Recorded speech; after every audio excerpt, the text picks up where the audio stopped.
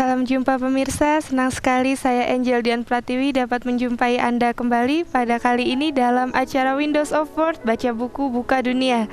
Seperti biasanya, pada episode-episode sebelumnya dalam Windows of Word kita akan meresensi sebuah buku yang tentunya sangat menarik dan patut untuk Anda dan keluarga Anda miliki. Pada kali ini kita akan meresensi sebuah buku yang berjudul Jangan Pernah Berhenti. Covernya seperti ini.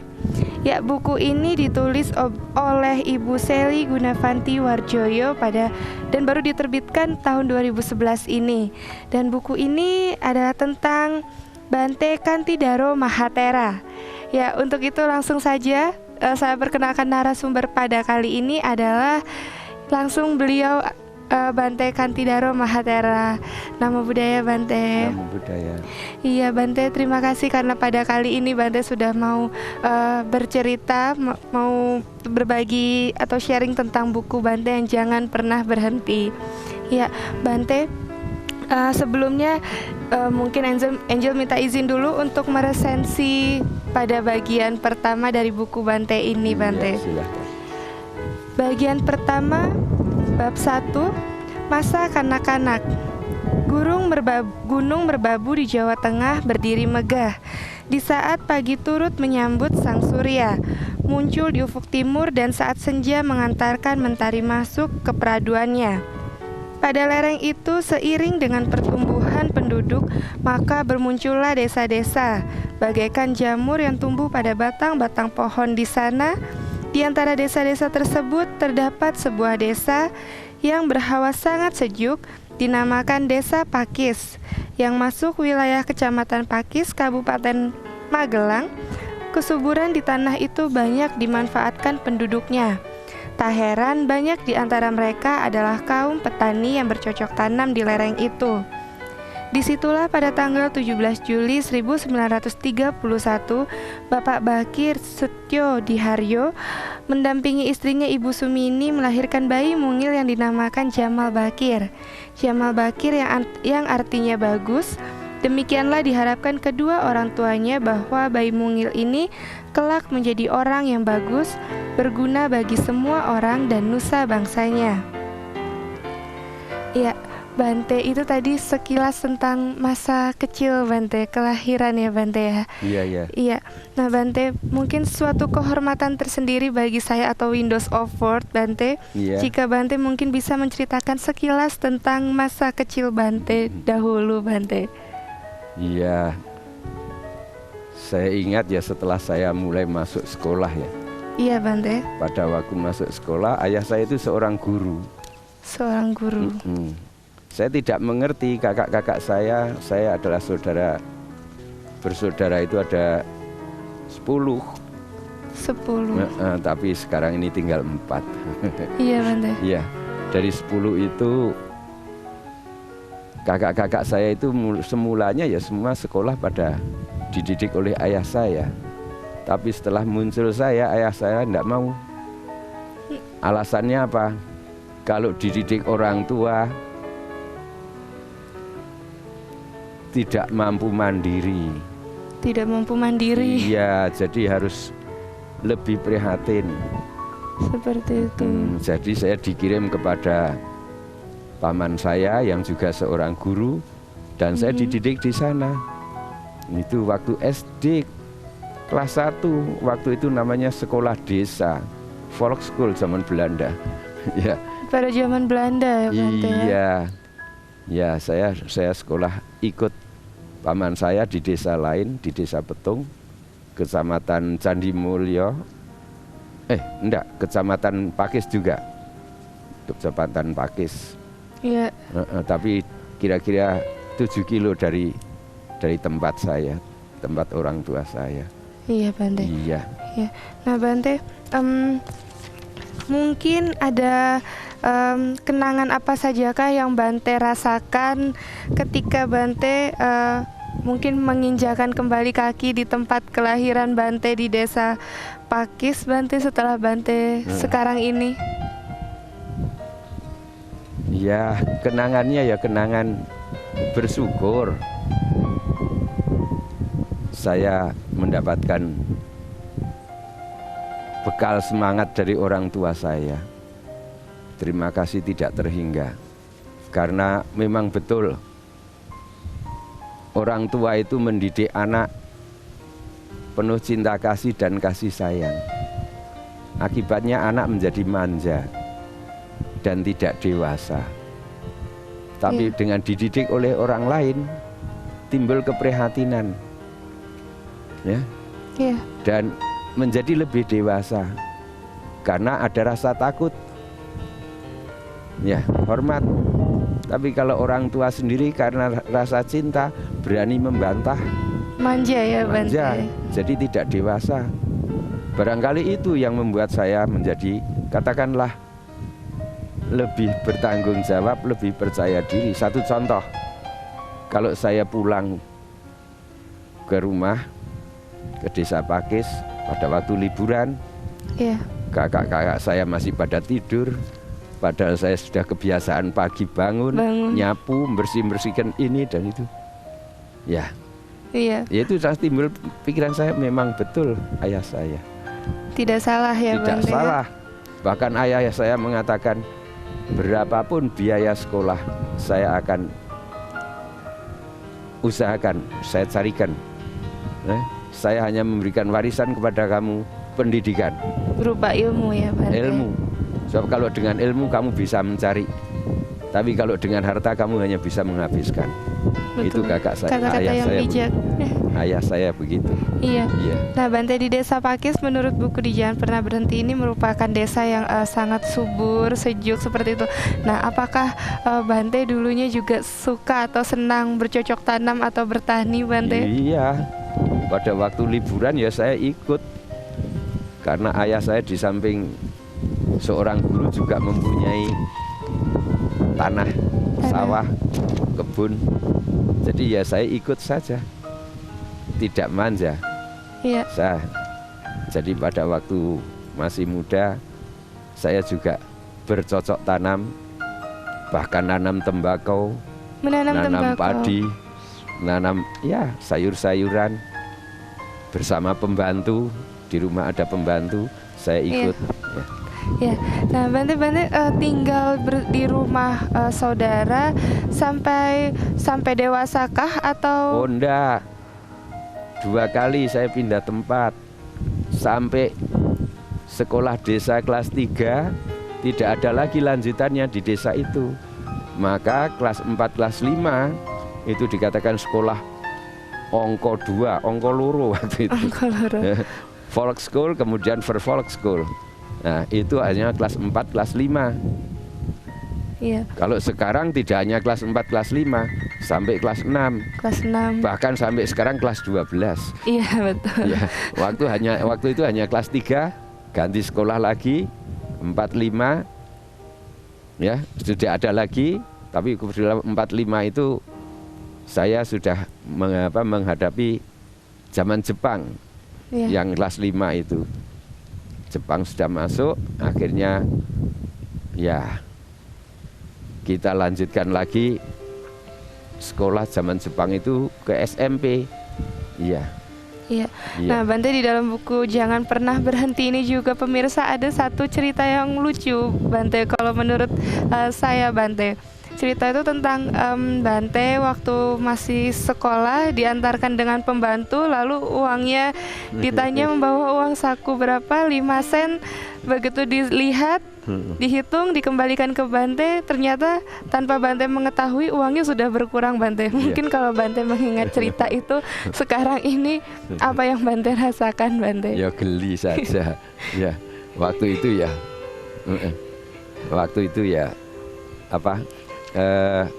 kecewa, tapi ya sudah saya lupakan saja. Ya, jadi ibu saya itu karena saya nangis mau dipindah, ibu saya memberikan sangu. Ini kamu saya kasih sangu di jalan nanti untuk beli apa-apa. 5 sen untuk saya, 5 sen untuk adik saya yang anak om itu. Ada 2 kakak adik hampir sebaya umurnya dengan saya. Jadi 5 sen, 15 sen. Ditanya di jalan oleh pembantu, tidak disangoni sama ibu. Disangoni berapa? Ini. Coba saya lihat kan ya, dihitung karena uang kecil-kecil ya. Iya. Dikembalikan saya tidak ngitung, masukkan saku lagi. Waktu saya mau membantu, setelah sampai di tempat langsung dengan bangga saya, nah ini dapat apa hadiah dari ibu, dari Bude. Saya kasih 5 sen, 5 sen. Sisanya, loh kok saya cuma hanya tinggal 2 sen. Kalau begitu diambil pembantu tadi 3 sen. Waktu dihitung. Ya tapi ya sudah, itu hanya kenangan saja. Iya. Iya Bante. Dan Bante waktu masih kecil dengan saudara-saudara Bante itu kan masih sebaya sepermainan dengan Bante ya Bante. Iya. Dan waktu itu Bante main seperti itu, menikmati kesan-kesan apa aja Bante yang Bante dapatkan Bante? Ya biasa, berkelahi, bergulat. Berkelahi juga ya Bante? Biasa. Bukan berkelahi sungguh, tapi berkelahi bercanda ya Bante? Iya, bukan berkelahi sungguh, bercanda. Saling pukul sambil lari atau cubit sambil lari. Ya itu biasa itu. Iya Bante. Iya. Nah Bante, tadi orang tua Bante berarti berlatar belakang Bapak dan Ibu dari guru ya Bante? Iya. Nah Bante pun juga kalau tidak salah juga pernah menjadi sesosok guru ataupun pengajar ya Bante? Iya betul. Iya. Nah Bante, kesan-kesan apa Bante waktu Bante mengajar atau menjadi guru Bante? Iya. Lama saya menjadi guru, jadi kesannya juga banyak. Sebagai guru adalah orang yang paling berjasa, ya, berjasa untuk mendewasakan anak-anak. Iya. Iya, jadi tidak ada anak-anak dewasa tanpa guru. Tanpa guru. Iya Bante, sebentar Bante. Ya pemirsa jangan kemana-mana, setelah yang satu ini Windows of Word akan segera kembali. Ya terima kasih pemirsa, kembali lagi dalam acara Windows of Word, baca buku, buka dunia. Ya masih dalam membahas atau meresensi buku yang berjudul Jangan Pernah Berhenti. Ya, jangan pernah berhenti Bante Kantidaro. Sebentar Bante, saya bacakan resensi lagi sedikit dari buku Jangan Pernah Berhenti ini. Merantau menimba ilmu. Ketika saatnya Jamal mulai memasuki SR Sekolah Rakyat, sebagai seorang guru Bapak Bakir mengajarnya secara langsung. Namun seminggu setelahnya Bapak Bakir memutuskan untuk mengirim Jamal ke Desa Petung, kurang lebih 7 km dari Pakis. Di sana Jamal tinggal bersama paman, yaitu adik dari Ibu Sumini yang juga bekerja sebagai guru. Anak kelima dari 10 bersaudara ini walaupun lahir dari seorang ayah yang juga guru, sejak usia 7 tahun memang sengaja dititipkan di rumah keluarga paman agar si kecil Jamal bisa mandiri di luar kandang, karena ayah berpendapat kalau dididik oleh orang tua sendiri akan menjadi anak yang manja, malas, dan bodoh. Keputusan ayah ini membuat Jamal menjadi sedih dan menangis. Betapa tidak, pada usia semuda itu ia sudah harus berpisah dengan ibu, kakak, dan adik-adik serta teman sepermainannya. Akan tetapi ibu membujuk dengan bijaksana agar Jamal mengikuti keputusan ayah. Setamat SD, Jamal melanjutkan sekolahnya di SMP Magelang. Di Magelang ini pun Jamal tinggal juga bersama saudara dari ibu. Selama di SMP ini Jamal mengalami istirahat sekolah karena adanya perang kemerdekaan pertama. Ya, Bante Kanti. Bante, bagaimana atau apa saja kenangan manis atau pahit suka duka sewaktu kecil yang dimana harus pindah-pindah sekolah dan bahkan sampai harus libur waktu ketika SMP dan SMA dikarenakan terjadinya perang kemerdekaan pertama dan kemerdekaan kedua, Bante ya? Iya. Ya, semangat sekolah saya cukup tinggi. Ya, cukup tinggi. Waktu itu tidak ada kendaraan. Dari rumah ke sekolah harus jalan kaki. Zaman Jepang tidak ada kendaraan. Belum ada kendaraan, Bante. Hanya kendaraan militer yang ada. Paling dokar, becak ada. Beca sudah ada, Sudah Bante. ada waktu itu. Tapi yang namanya kendaraan paling sepeda ontel. Iya. Iya, Jadi itu pun tidak semua orang punya. iya, Bante. Jarang yang punya. Oleh karena itu ya jalan kaki. Hanya jalan kaki, Bante. Iya, dan tidak sedikit, jauh 9 kilo di kota. 9 kilo untuk Iya. menuju ke sekolahan, Sekolah Bante. tiap pagi. Jadi jam 4 pagi sudah bangun. Ya, Iya. dan setelah siap-siap jam 5 sudah meninggalkan rumah, belum sarapan. Sampai di sekolah sekitar jam setengah 7. Ya, karena sekolah masuknya setengah 8 kalau tidak salah. Ya, baru sampai di sekolah itulah paling makan apa?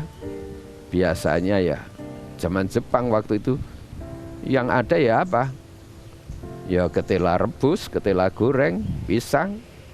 Isi Itu jajanan. saja untuk sarapan pagi. Mhm. Ya. Dan sampai di rumah jam 2 baru makan.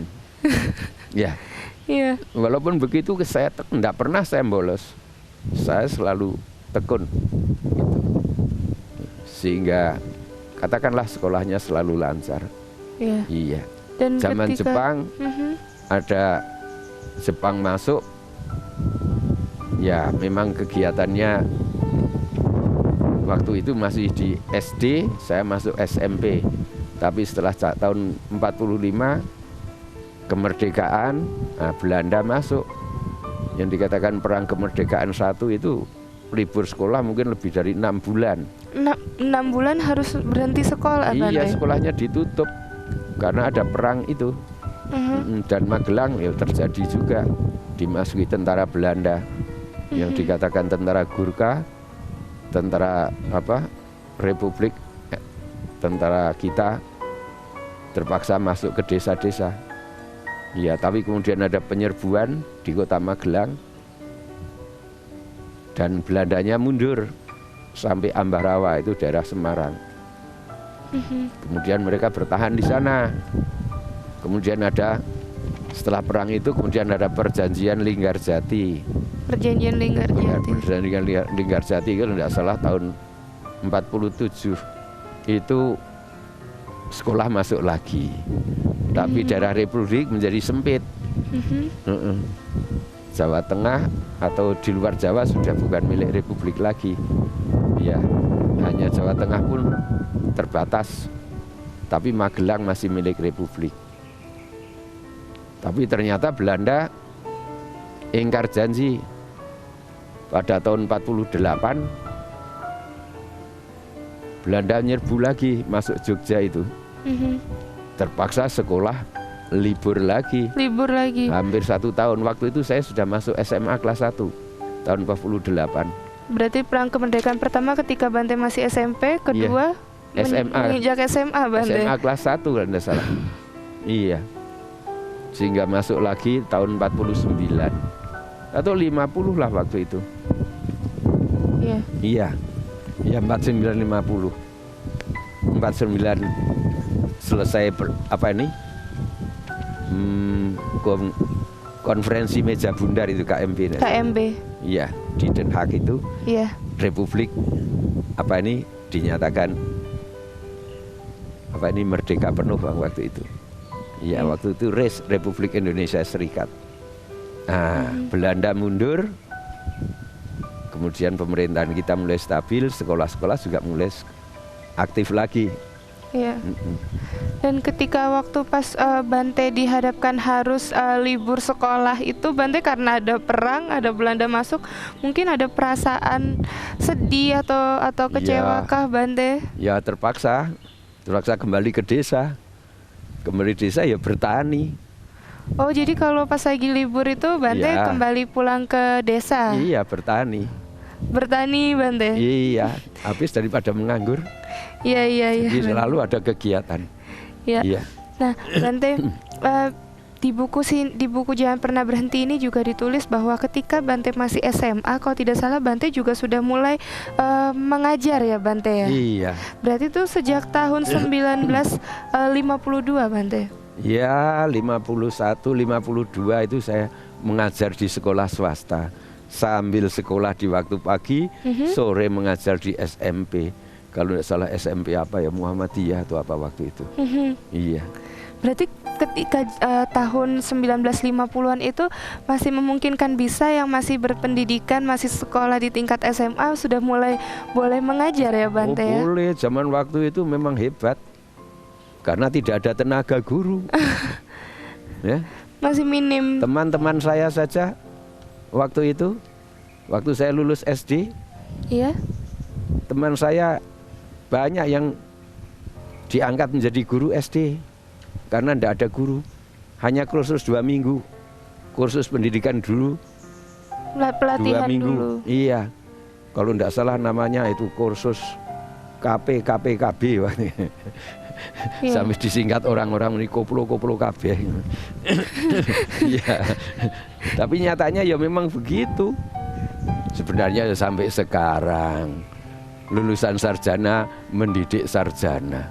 Iya. S1 mendidik S1 banyak. Ya Betul kan? Bante. Makanya mutu gurunya bagaimana? Ya mutu gurunya tidak bertambah. Karena apa? Ijazahnya ya begitu. Ya. S1 dan S1 ya Bante. Iya. Nah, sekarang kan karena ada kesetaraan sertifikasi ini, Iya, semua betul. guru harus S1. Ya bagaimana caranya? Ya ternyata begitulah pendidikan. Ya, yang penting lulus. Yang penting lulus. Mutunya yang tidak bertambah. Maka ya Menteri Pendidikan, Menteri apa? Mendiknas itu kan apa ini? Ya. Katakanlah mengeluh dengan adanya kondisi guru-guru sekarang yang ternyata hanya ingin mendapatkan apa? Tunjangan kesetaraan saja. Jadi itu sungguh tinggi biayanya, tapi mutunya yang tidak bertambah. Mutunya yang tidak ditinggikan karena ya Bante. syaratnya punya ijazah. Iya. Iya. Gitu. Iya Bante. Nah Bante, begitu Bante lulus SMA, Bante masih melanjutkan untuk mengajar ya Bante ya? Saya pindah sekolah waktu itu karena saya mengambil apa yang namanya ikatan dinas. Ikatan dinas. Iya, waktu itu ada penawaran dari pemerintah karena kekurangan guru. Siapa yang mau mengambil ikatan dinas dibayar diikat tiap bulan menerima biaya. Nah, setelah lulus langsung ditempatkan sebagai guru. Dan pertama kali saya menjadi guru sekolah menengah ekonomi pertama. Sekolah menengah ekonomi pertama Bante? Iya, waktu itu dikatakan SMAP. Kemudian ada sekolah menengah ekonomi atas namanya SMEA. Iya, saya menjadi guru SMAP. Di daerah mana itu Bante? Oh, saya di Sumatera Utara pertama kali di Medan. Oh, jadi Bante berarti dari posisi di Magelang langsung pindah ke daerah Sumatera, ke Medan Bante? SK pemerintah diangkat sebagai guru. Kalau sekarang kan harus sarjana. Iya. Zaman waktu itu SMA pun SMA langsung dikirim, keluar SK dikirim ke Medan ya Bante ya? Tapi nyatanya muridnya juga jadi kok. Betul. Bukan sebodoh guru yang mendidik tapi lebih tinggi pendidikannya. Iya. Di Medan berapa tahun Bante mengajar Bante? 2 tahun. 2 tahun Bante? Iya. Kemudian saya pindah ke Solo. Ke Solo. Untuk mengambil kursus B1 ekonomi. Mungkin setara B3 sekarang kalau tidak salah.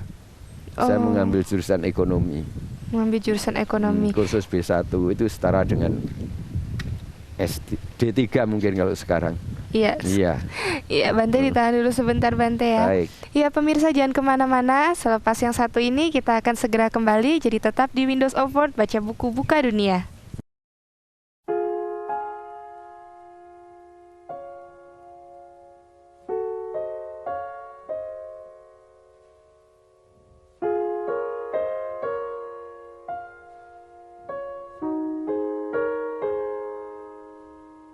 Ya, terima kasih pemirsa, kembali lagi dalam acara Windows Award Baca Buku Buka Dunia. Ya, kita lanjutkan kembali perbincangan kali ini langsung dengan Bante Kanti. Bante, ya, Bante, bagaimana pertama kali mengenal Dhamma atau ajaran Buddha, Bante? Ya, waktu itu tahun 64, setelah saya tamat dari waktu itu FKIP, Fakultas Keguruan Ilmu Pendidikan di Malang. Iya, di kantor, kebetulan saya kerja di bank. Ada teman saya yang asik membaca buku dalam waktu-waktu kosong kerjaan. Jadi saya tertarik tanya, buku apa itu, Pak? Cerita-cerita saja. Apa saya boleh pinjam? Oh, boleh. Ternyata saya baca buku Buddhis. Loh, kok menarik. Jadi satu selesai saya pinjam lagi. Terus selama 1 tahun secara tidak langsung, loh, saya ini sikap saya, perilaku saya sudah sesuai dengan ajaran Buddha. Ya, itu. Jadi saya dari membaca. Iya. Jadi dan sampai Bante memutuskan untuk menjadi seorang Buddhis, berarti karena dari membaca buku-buku ajaran Buddha itu, Bante. Iya. Ketika itu yang Bante baca buku-buku ajaran Buddha atau buku-buku cerita-cerita? Ya, riwayat hidup Sang Buddha, pelajaran Sang Buddha. Iya. Banyak bukunya macam-macam. Selama setahun kira-kira saya baca itu. Ya, Bante, kesan suka duka apa saja yang Bante alami atau dapatkan dalam menjadi duta Dhamma, menyebarkan ajaran agama Buddha ini di Indonesia, Bante? Iya, waktu itu setelah saya membaca 1 tahun itu saya berpikir buku ini sangat baik.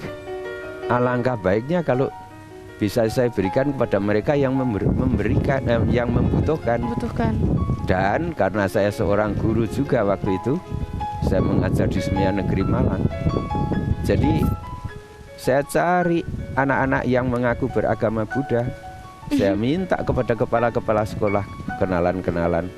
Kalau ada anak yang beragama Buddha sesuai dengan peraturan pemerintah, mereka diberikan nilai sesuai dengan pelajaran yang diberikan. Jadi saya kumpulkan di rumah anak-anak beragama Buddha itu. Saya berikan pelajaran tiap hari Jumat. Apakah ada tantangan-tantangan tersendiri ketika mengumpulkan anak-anak itu, Bante? Ya kan, ya tidak banyak, paling 10 orang. Ya, tiap hari Jumat ketemu, bicara-bicara, saya ajar. Kemudian saya kembangkan lagi, saya mengadakan kebaktian.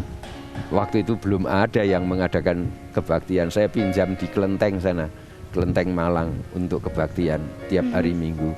Ternyata umatnya pada datang makin banyak. Datang itu yang langsung ke Bante? Ya, di Kelenteng itu. Oh, di Kelenteng. Iya. Jadi pertama itu Bante lewat dari anak-anak sekolah itu tadi ya, Bante ya? Iya. Ya. Nah, Bante, di Indonesia pertama kali di manakah Bante menyebarkan ajaran agama Buddha ini, Bante? Oh, waktu itu saya menyebarkannya secara tidak langsung. Saya menulis buku-buku, membuat majalah bulanan yang saya kirim kepada nama-nama ya pemimpin-pemimpin, tokoh-tokoh di Indonesia. Sambutannya baik sehingga majalah itu bisa berjalan. Nah, itu sudah saya mulai tahun 66 kalau tidak salah. Iya, saya 66-67 sudah mulai. Bahkan kemudian saya menerbitkan satu buku namanya Kursus Tertulis Pendidikan Guru Agama Buddha. Nekat saja. Nekat. Iya, tapi juga banyak yang akhirnya baca menjadi guru-guru agama Buddha yang membaca itu kursus itu. Ya, ada berapa buku yang Bante keluarkan pada waktu itu, Bante? Ya, itu saja, Kursus Tertulis Pendidikan Guru Agama Buddha dengan majalah Pancaran Dhamma waktu itu. Pancaran Dhamma. Iya. Nah, dan ketika pertama kali Bante menyebarkan atau ajaran agama Buddha ini, apakah Bante sudah langsung di Padepokan Dhammadippa Arama ini atau masih di rumah Bante? Padepokan Dhammadippa Arama ini baru saya bangun tahun 71. Iya, waktu tidak seluas ini. Ketika awal pertama kali ada Padepokan Dhammadippa Arama ini, Bante tahun berapa itu? Tahun Bante? 71. Dan waktu itu kalau tidak salah saya baca di buku Jangan Pernah Berhenti ini juga masih sawah ya Bante. Dan Iya. ketika mau memilih tanah juga masih harus melemparkan koin dulu Bante. Cerita lucunya Bante. Ya, supaya bisa nanti tanah sebelah bisa terbeli, sebelah terbeli, ternyata terbeli juga. Akhirnya menjadi luas sekarang seperti ini. Seperti ini. Ya, dan waktu itu sekitar sini berarti masih sawah-sawah ya Bante? Sawah semua. Belum ada kampungnya, hanya di sebelah sana. Hanya kampung di bawah. Sini sawah semua. Paling di bawah sana ada rumah-rumah. Dan masih harus menggunakan bambu ya Bante ya? Iya, karena waktu itu tidak punya modal. Bagaimana cari uang? Tidak punya teman, tidak punya kenalan. Hanya ya saya kumpulkan dari uang majalah itu. Dapat dana, kalau tidak salah 19.000 tahun 71. Harga tanah Bante? Bukan, 19.000 itu saya mendirikan apa ini namanya Dhammasala yang dari bambu. Dalam 2 bulan selesai, bisa dipakai. Bangunan pertama kali berarti bangunan Dhammasala itu Bante? Dari bambu itu di atas itu namanya Weluwana. Dhammasala Weluwana. Weluwana karena Welu itu buluh, Wana itu hutan. Jadi hutan bambu, makanya di sini banyak bambu. Sekeliling ini bambu ini. Iya. Ini bawah ini. Di bawah. Oh iya. Ini semua itu bambu-bambu kecil ini. Ya. Dan pohon-pohon di sekitar sini juga masih asli ya Bante ya? Masih asli. Pohon ini sudah ada waktu itu. Pohon ini sudah ada ketika pertama kali Bante di sini. Iya, Bante? dan sini adalah sumber air. Dan orang biasa mengambil air di sini. Jadi ini sampai sekarang masih ada sumber air di situ. Iya. Iya Bante, dan waktu itu kalau nggak salah juga pertama kali ada yang meresmikan ini datang dari Thailand ya Bante? Iya, waktu itu apa ya, mungkin bisa sedikit diceritakan Bante, karena kalau tidak salah di buku Jangan Pernah Berhenti ini ada perkataan dari yang tamu dari Thailand itu mengatakan bahwa dulunya dari Indonesia lah yang mengajarkan agama Buddha di Thailand, seperti itu Bante? Iya, jadi waktu itu ada delegasi dari Thailand yang membantu kami di sini. Jadi memberikan dana untuk membeli tanah. Kemudian juga setelah dalam kondisi yang sangat sederhana itu, kami mengundang beliau datang dan juga memberikan dana, kalau tidak salah saya lupa berapa banyaknya, tetapi beliau dalam sambutannya, zaman dulu menurut sejarah agama Buddha di Thailand itu datang dari Indonesia, dari Sriwijaya, zamannya pemerintahan Kerajaan Sriwijaya. Dari sanalah pusat agama Buddha di Asia Tenggara ini. Nah, kemudian dari situlah juga disebarkan delegasi-delegasi penyebar dhamma. Dan antara lain juga sampai ke negeri Cina. Ada, kalau tidak salah sejarahnya itu Fahian, itu belajar di mana? Di Sriwijaya. Kemudian dia meneruskan ke India untuk belajar lebih dalam lagi. Dan dari Sriwijaya baru kembang ke Majapahit. Nah itu. Jadi kemudian kalau sekarang dari Thailand yang maju mengembalikan ke Jawa Timur, ya karena Jawa Timur dulu juga pusat agama Buddha zaman Majapahit. Jadi saya kira ya sejarah berulang aja. Iya. Ya, nah Bante, untuk menjadikan wihara atau Padepokan Dhammadippa Arama ini seperti saat ini tuh membutuhkan berapa lama Bante? Berapa tahun Bante? Oh, ini saya bangun semua ini sudah gaya baru. Sudah menjadi gaya baru semua ya Bante ya.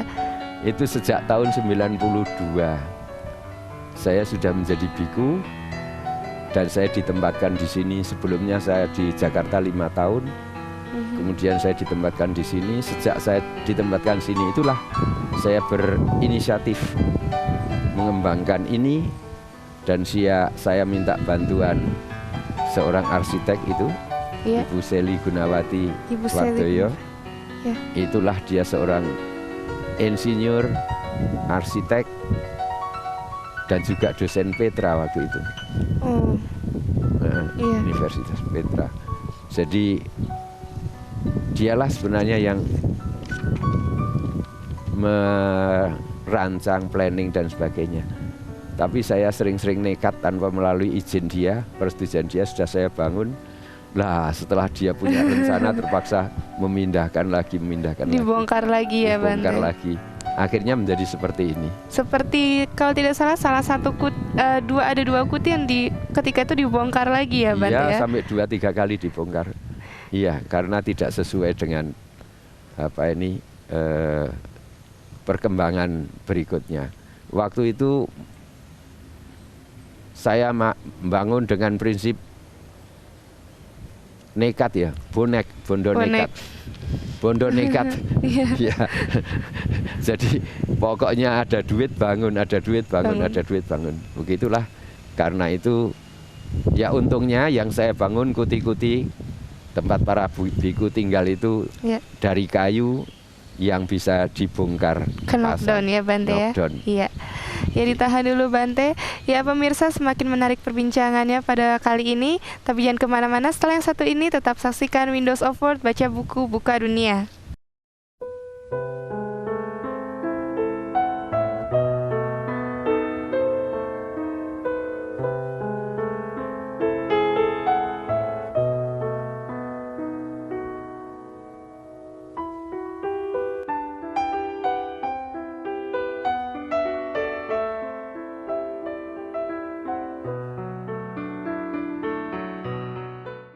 Ya, terima kasih pemirsa, kembali lagi masih tetap dalam acara Windows of Word, baca buku, buka dunia.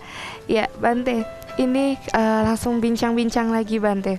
Bante, dalam buku Jangan Pernah Berhenti halaman 88, di sini dijelaskan peristiwa perpisahan yang indah bagi Bante Kantidaro dengan Ibu Jamal yang tak akan pernah terlupakan, dan Bante pun mengutarakan bahwa kesuksesan hidup Bante, baik sebelum menjadi biku maupun setelah menjadi biku, adalah karena perhatian dan saran dari Ibu Jamal. Kesan apa yang paling mendalam tentang Ibu Jamal, Bante? Iya, kebetulan saya mendapat jodoh yang sesuai. Artinya saya merasa serba kekurangan, tapi mantan istri saya itu saya anggap serba punya kelebihan, punya inisiatif, pandangan ke depannya juga luas, dan dia, maaf ya, Iya. sebenarnya dia seorang wanita yang serba bisa. Iya, di bidang kewanitaan dia bisa, di bidang pergaulan dia sangat akrab dengan siapapun. Ya, Iya. dia seorang yang mempunyai kecakapan dalam hal masak-memasak atau kerajinan kewanitaan, dan tentunya akibatnya banyak teman. Pergaulannya luas, ya. Jadi tidak menghambat, justru malahan selalu memberikan dorongan. Itu. Iya.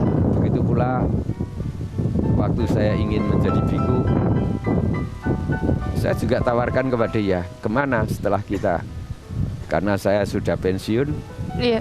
jadi daripada nganggur, kemana? Kita harus mempunyai persiapan supaya tidak saatnya nanti tidak kebingungan.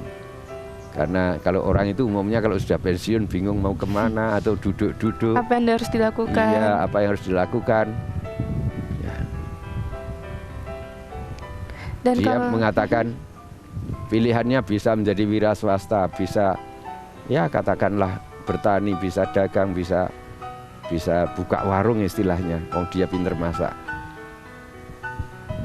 atau ke tempat usaha lain, tapi dia pertanyaan, menurut Bapak bagaimana? Kalau kamu setuju, saya ingin jadi biku. Dia diam. Saya ulangi lagi sekali, saya serius, kamu bagaimana pendapatmu? Di luar dugaan dia menyatakan setuju, saya dukung. Supaya orang tahu bahwa hidup tidak hanya untuk mencari duit. Kita perlu mengembangkan ajaran yang baik ini ke dalam masyarakat yang membutuhkan. Itulah sambutan dia. Ya. Dan demikianlah dia tidak menjadi penghalang, selalu menjadi pendukung. Iya. Ya. Berarti Ibu mengizinkan ya, Ya, Bante, dengan ya? sendirinya itu syarat. Iya. Seorang biku tidak boleh mau cari sendiri, enak sendiri, keluarga ditinggal, tidak. Tapi dia, walaupun saya menjadi biku, saya yakin dia bisa mencari makan sendiri. Dan ya memang ya sedikit-sedikit ada tabungan, jadi dia yakin mampu. Iya, dan Gitu.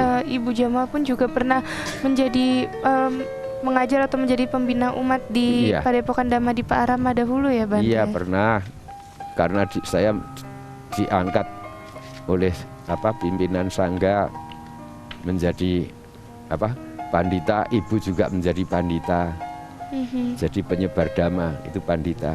Penyebar dhamma, pandita. Iya. Nah, Bante, berarti Ibu Jamal pun juga di dalam buku Jangan Pernah Berhenti ini juga dituliskan bahwa mendirikan atau membangun vihara juga di daerah Candi Mendut, Bante. Oh iya, setelah jadi biku, saya jadi biku, dia ingin tinggal dekat wihara, maka dia membuat rumah di wihara sana, dekat wihara, di belakang Dhammasala itu dibeli tanahnya, kemudian dia tinggal di situ sambil setiap hari bisa berdana kepada wihara, bisa bergaul dengan para biku. Ya, jadi dia mengabdi di sana. Tentu kalau dia mengabdi sini, kata orang ya kurang pas ya. Oleh karena itu dia memilih tinggal di wihara, di wihara Mendut. Iya.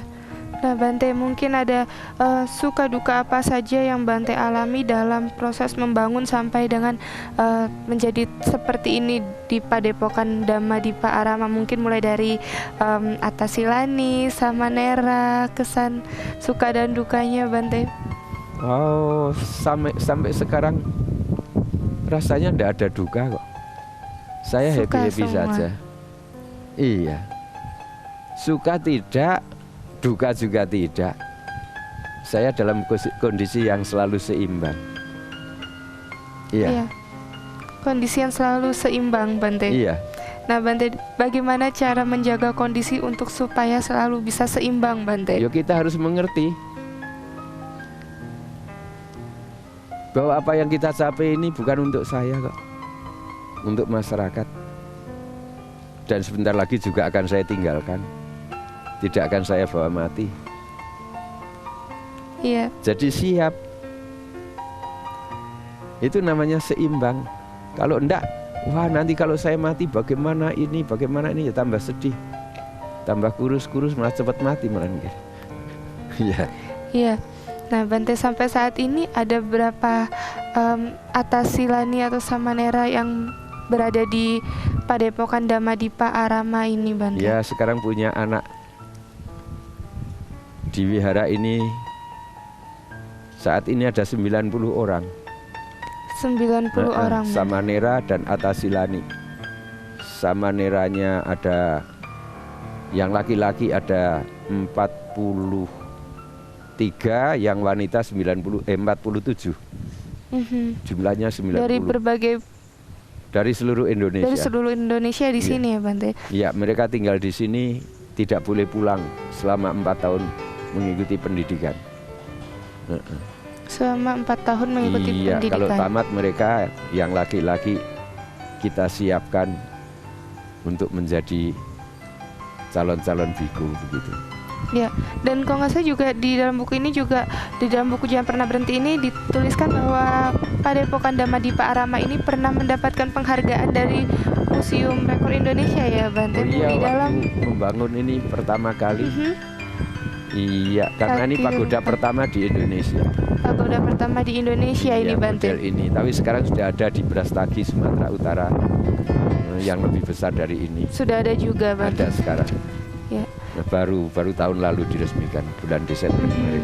Dan pagoda ini sejak tahun berapa Bante? Pagoda di Itu Damadipa sejak Arama ini. 2003. 2003. Iya, itu ada ini 2003. Oh iya Bante. 7 Desember 2003. 7 Desember 2003. Iya. Dan ini dari Myanmar ya Bante ya? Arsitekturnya atau Gambar dari Myanmar, arsitek dari sini, kemudian teknisi dari Myanmar. teknisinya dari Myanmar? Iya. Iya. Jadi ini dimodifikasi. Sudah dimodifikasi Bante, sudah diperbarui ya Iya. Bante ya. Iya. Nah Bante, mungkin Bante ada kesan-kesan Bante untuk Padepokan Damadipa Arama ini Bante? Ya, harapan saya saja semoga ini tidak berhenti sampai sekian. Jangan pernah berhenti ya Bante? Masih terus. Tidak pernah berhenti karena tiap tahun juga akan datang pendatang baru. Dan Terus pendatang mengisi. baru ini perlu dibina. Jadi sebenarnya tidak pernah ada istirahat. Iya. Iya.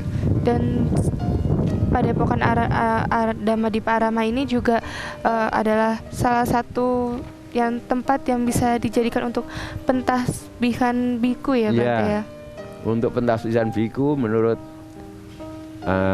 ajaran Theravada, agama Buddha Theravada, itu harus punya uposatagara. Dan di Indonesia ini jajaran Theravada yang mempunyai uposatagara adalah di Jakarta, di Dhammacaka Jakarta Dhammacaka Jaya, itu di Sunter, Di di daerah mana Sunter. saya ditafsirkan di sana. Oh Bante waktu itu ditasbihkannya di Iya, Jakarta. tahun 87. 1987 ya Bante. Iya. Kemudian saya tinggal di sana 5 tahun, kemudian dipindahkan ke sini tahun 92 sampai sekarang. Sampai dengan sekarang. Iya. Jadi total sudah 24 tahun saya menjadi biku 24 setelah saya tahun. pensiun. 24 tahun menjadi seorang biku dan penuh dengan suka ya Bante ya. Iya, saya rasa memang tidak ada sih dukanya apa sih. Iya. Iya. Iya. Nah Bante mungkin ada pesan-pesan untuk umat Buddha di Indonesia atau mungkin untuk Atasilani atau Samanera atau Silacarini Ya, Bante? saya selalu hanya memberi contoh saja. Karena seorang pemimpin itu sebenarnya yang penting itu adalah memberi contoh. Jadi anak buah itu hanya mengikuti sang pemimpin. Iya.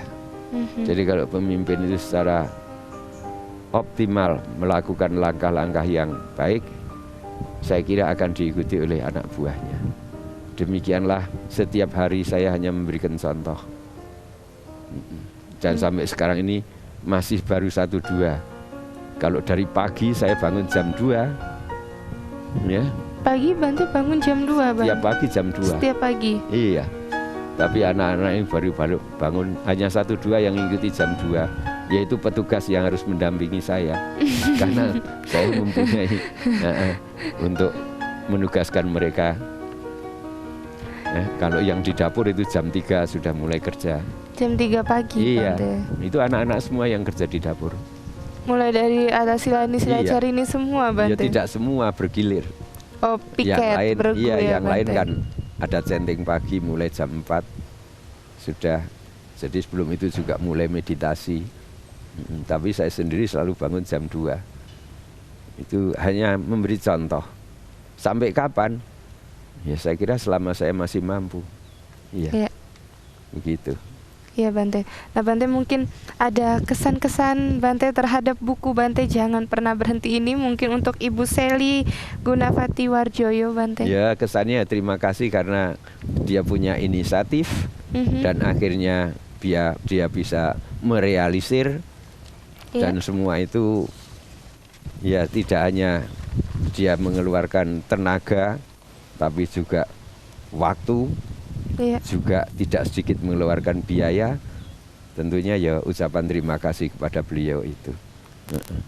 Iya. Iya. Iya Bante, terima kasih sekali Bante karena waktunya juga sudah habis Bante. Iya. Semoga dapat berjumpa kembali bersama dengan Bante Baik, Kanti sama-sama. pada episode-episode setelah ini Iya, Bante. iya. Terima kasih Bante. Kembali. Ya pemirsa, akhirnya usai sudah acara Windows of Word pada kali ini, dan jangan lupa saksikan terus acara Windows of Word Baca Buku Buka Dunia setiap hari Selasa pukul 8 malam sampai dengan 9 malam. Akhirnya saya Angel Dian Pratiwi dan segenap kru Dhamma TV yang bertugas mengucapkan terima kasih atas perhatian Anda dan sampai jumpa minggu depan.